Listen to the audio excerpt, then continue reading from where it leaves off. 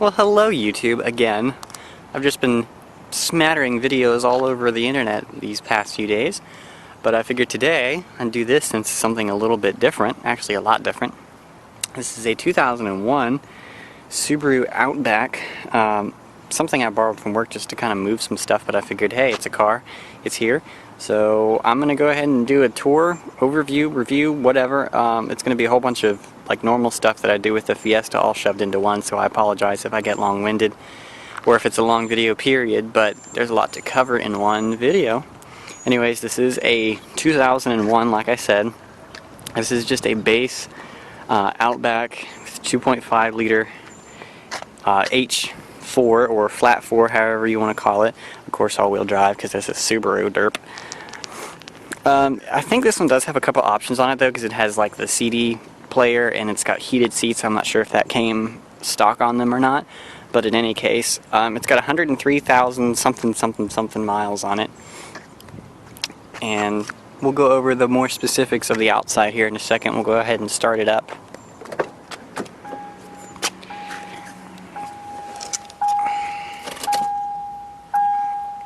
Let's see, steering wheel's in the way. 103,631. Go ahead and turn it this way. And from what I can tell, it's in okay shape. I wouldn't call it good shape. It's definitely got the same things that a lot of used cars have, you know, just things that wear out after a while and don't work as well. But first, let's go over the exterior in depth. I don't know what they called this color. Somebody can enlighten me. It's not been treated very well. You can see that it's got a whole bunch of acid rain in it, and the clear coat is starting to wear down. Headlights are fogged. Fog lights are okay, surprisingly. You got some scuffs up here. I'm not sure what happened. The paint's peeling down here. It looks like it's actually been previously painted. As you can see, that's a different color. And you can see it up here, that's a different color as well. You can see where the paint is actually peeling off the front bumper. And just pull it off. So that was a great paint job, to say the least. You can see the clear coat's gone up here. You can hear the engine tapping away. This headlight is also fogged. As far as rock chips goes, there's not actually too many. I was kind of surprised. I was expecting to see a lot more. Of course, you have 225/60 R16s. These tires are horrible. I don't know when they were put on, but they are actually, there it is, 2007, so they're pretty old. They're making all kinds of noise, Le Mans, Champion HR, whatever. But oh well. Just going down the sides, a couple damage here, right there. Black door handles, eh. And coming here to the back, same thing, same tires. Got a scuff here. Got a whole bunch of scuffs along the back bumper.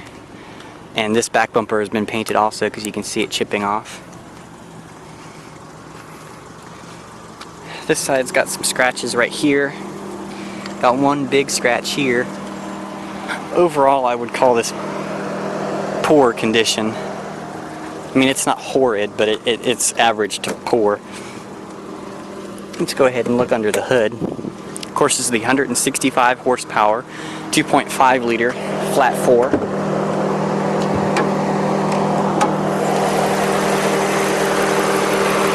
A little dirty under here, but overall, I'm pretty sure that one of the motor mounts is gone. It vibrates quite a lot. I know that's kind of part of a characteristic of these engines, but at idle and at certain RPMs, you kind of feel the engine jolt, and I'm pretty sure that's a bad motor mount. But anyways, just a quick look over. Brake fluid's dirty. Washer bottle's full. Imagine that.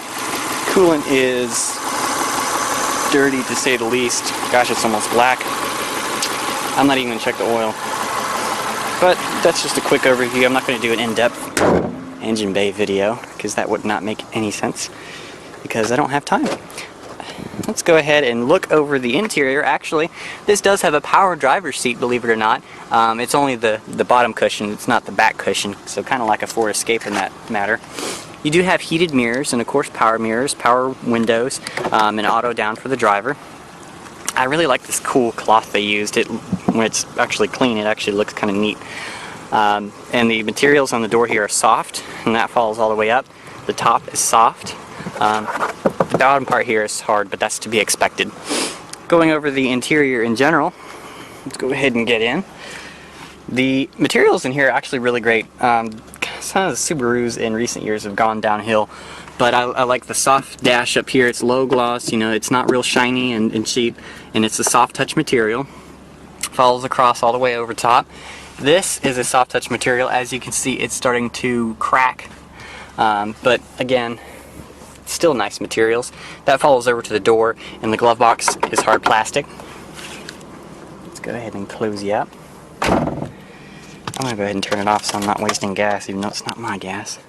You have fog light controls over here, cruise controls, and your little heated whatever for the back windshield. So I can't even, defrost. Ah, there we go, Matt, you thought of it. Defrost, winning. Anyways, you got hard plastic on the pillars here. Of course, they're not wrapped in cloth or anything. The headliner is actually pretty good material, even though it's dirty in several places, especially in the back. You have eyebrow lights up here, or map lights, whatever you want to call them, with the sunglass holder, which is well dampened and doesn't feel too cheap. This doesn't rattle around. It's got a little Outback symbol there, which I kind of think is a little silly. But you have, ooh, lighted vanity mirrors. Look at that. I don't think the light's working. Maybe it has to, maybe the ignition has to be on. There we go. Lighted vanity mirrors. And of course, you have your hazards right there. You can hear it. Nope, those aren't hazards. What am I talking about, Matt? Your dumbass hazards are over here. I've been around too many Fords, good lord. Other than that, let's go ahead, look at the, I say other than that way too much, center stack. You have your air conditioning controls here, easy, laid out, simple, nothing really too confusing. You have the awful stereo. This stereo is so bad. And you have a cassette player and your CD. If you're going to consider buying one of these, God, please get an aftermarket radio. Please. You have a little slot down here for whatever you feel like. You have, ooh, free money. And, of course, your cigarette lighter, this being an older, actually, no, that's just a dummy. So it's just a power port. Of course, these vehicles do have a 4-speed automatic transmission. Things we all love to hate. I don't have anything good to say about this one, because I really don't like automatics, period. But anyways, it's all-wheel drive in case you didn't know. This is a perfect spot for, I would imagine, in probably early 2000s flip phone, but iPhone kind of just sits right there. It doesn't really slide anywhere, so I guess it works. Of course, you have a cup holder back here. You have 2-stage heated seats for both the driver and passenger. Console in here, nothing special. Glove box, nothing special either, not even an owner's manual. You can kind of feel it fighting something, trying to push it up. Let's take a look in the back. God, those doors sound like crap. Another thing I noticed, because this is the car actually that I learned to drive on, my mom had one of these, is the back seat is a lot higher than the front seat. I don't know if you can see that, but if you see the cushion for the back seat, if you see where it is, it's halfway up the driver's seat. Which is kind of nice when you're in the back, though, because when you're sitting in the back, you have this clear view of the road and you can see out, which is always nice, even though I still got sick in the back of this car when we took it to Canada. The cup holder is missing in action, so no comments on that, although I'm sure it was tiny and useless, this being a early 2000s Japanese car. Other than that, in the back seat, that's it. I just said other than that again. Oh, I found the cup holder. Here it is. Yeah, it's like a cup holder out of an old Corolla. Let's go ahead and pull up this knob here to show you there's a spark plug. There you go. That's how you know this has been a very well maintained vehicle. And in the cargo area, we're going to show you the pied de resistance. I can't talk today. The inner lining for the tailgate has come off. So that's just kind of chilling there. But this does have the original Subaru all-weather cargo protector. I'm working on keeping my camera still. I know that's been a problem. So let's go ahead and pull this up, pull that down. I don't like that seat belt. And it doesn't have a little clippy thing over here to keep it, so it's just there.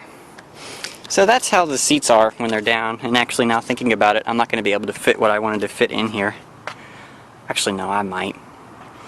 But that's what a wagon is for, after all. But here you are. They don't go perfectly flat, but oh well, things happen. Let's go ahead and pop those up. Wonder how this came off. It's probably just a matter of a few clips. You could probably get it right back on and you can see the sound insulation. Let's go ahead and take a look what we got under here. We got tools. Let's see what else is. And it looks like that is, of course, a temporary spare, but it looks like it's not quite full size, but it's a pretty big temporary spare. Let's go ahead and close the naked inside back here.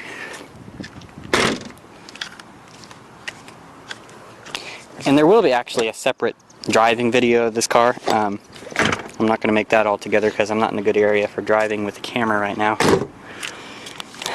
But that's mainly the overview here. You have your roof racks over here.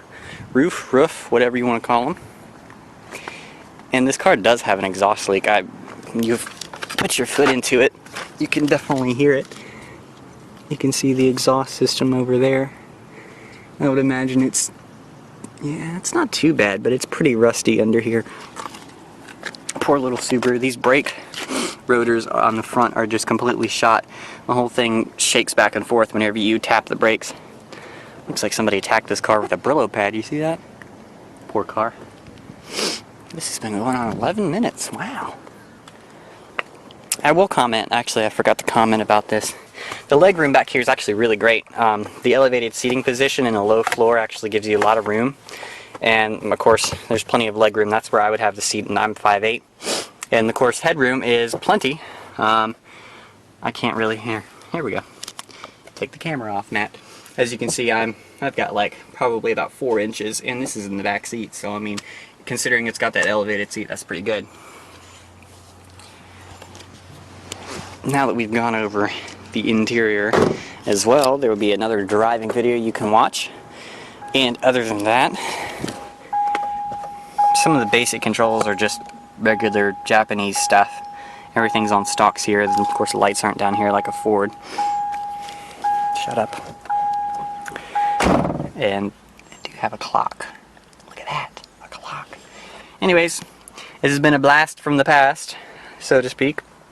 And that's just about all for this video. I will do a driving video here in a minute, but thanks for watching, guys, and I hope you enjoyed my Subaru.